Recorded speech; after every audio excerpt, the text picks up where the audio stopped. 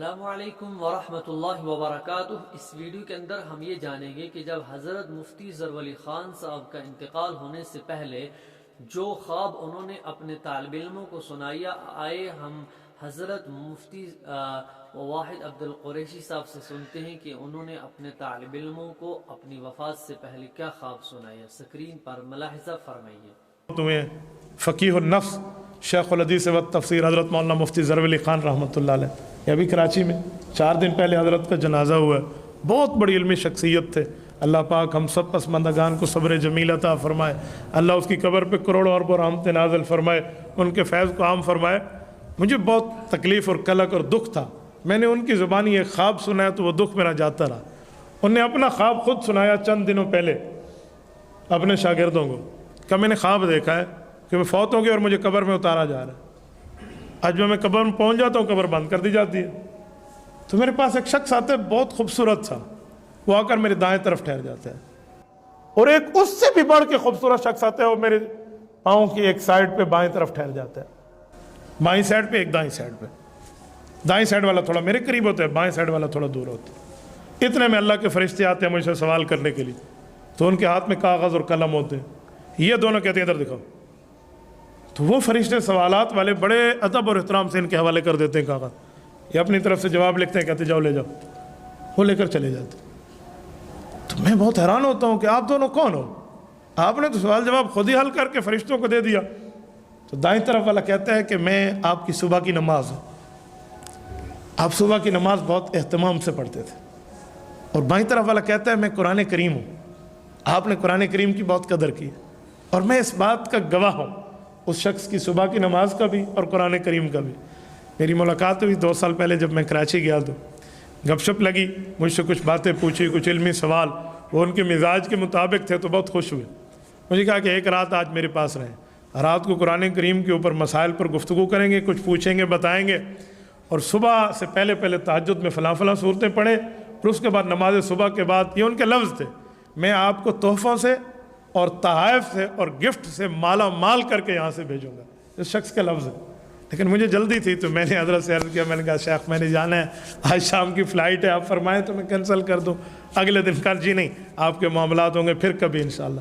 یعنی اندازہ لگائیں اس سے کہ جو قرآن کریم کو پڑھتا ہے اور نمازوں کی اور خصوصاً صبح کی نماز کی پابندی کرتا ہے، اس کے لیے قبر کے سوالات یوں آسان ہو رہے ہیں۔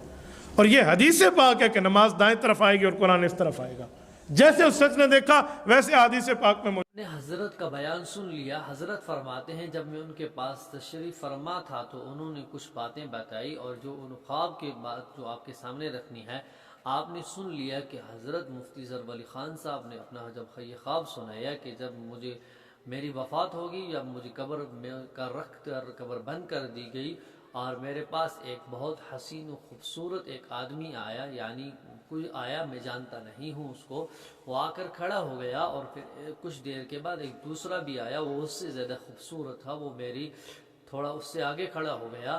تو جب یہ دونوں حضرات کھڑے ہوئے تو کچھ دیر کے بعد جب آپ کے حضرت نے سن بھی لیا اپنے حضرت کے بیان کے میں کہ جب ان کی کرامن کاتبین یا جو فرشتے اللہ تعالیٰ کے حکم کے مطابق قبر کے اندر حساب و کتاب کے لیے آتے ہیں، یعنی سوال اور جواب کے لیے بھیجے جاتے ہیں، جب وہ آئے تو حضرت نے فرمایا میں وہاں پر چپ رہا، اور جیسے ہی وہ فرشتے آئے انہوں نے کہا کہ آپ ان کا جو یہ نامہ اعمال ہے یا جو آپ کو سوال جواب پوچھنے ہیں، آپ یہ پیپر ہمیں دیجیے۔ انہوں نے حل کر کے وہ واپس کر دیے، اور پھر پتہ چلا ان میں سے ایک تھی فجر کی نماز اور دوسرا تھا قرآن پاک۔ حضرت کی زندگی کا یہ معمول رہا، اللہ ان کی قبروں پر، اللہ ان کی قبر پر کروڑوں رحمت نازل فرمائے، اللہ ان کی درجات کو بلند فرما کر اعلی علیین کے اندر جگہ عطا فرمائے۔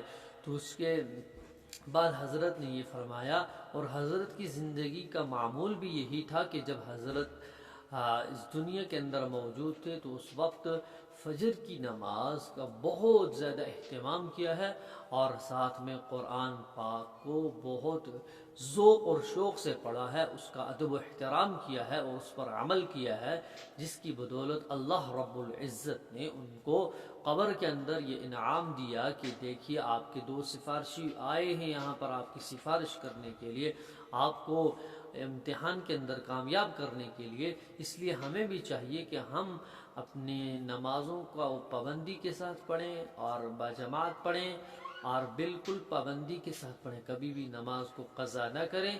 اور دوسری بات ہے قرآن کریم، ہم قرآن کریم کو اچھی طرح سیکھیں اور پھر ہم اس پر پڑھیں اور اس کو عمل کریں۔ جب تک ہم یہ کام نہیں کریں گے آگے ہمیں دن بدن مشکلات آتی جائیں گی، کیونکہ اللہ نے نماز اور قرآن ایک بہت بڑا عظیم نعمت کا تحفہ ہمیں دیا ہے، ہمیں اس کی قدر کرنے کی توفیق عطا فرمائے اور ان دونوں چیزوں کو، نماز پر استقامت اور دین پر استقامت اور قرآن پر بھی اللہ ہم سب کو استقامت عطا فرمائے۔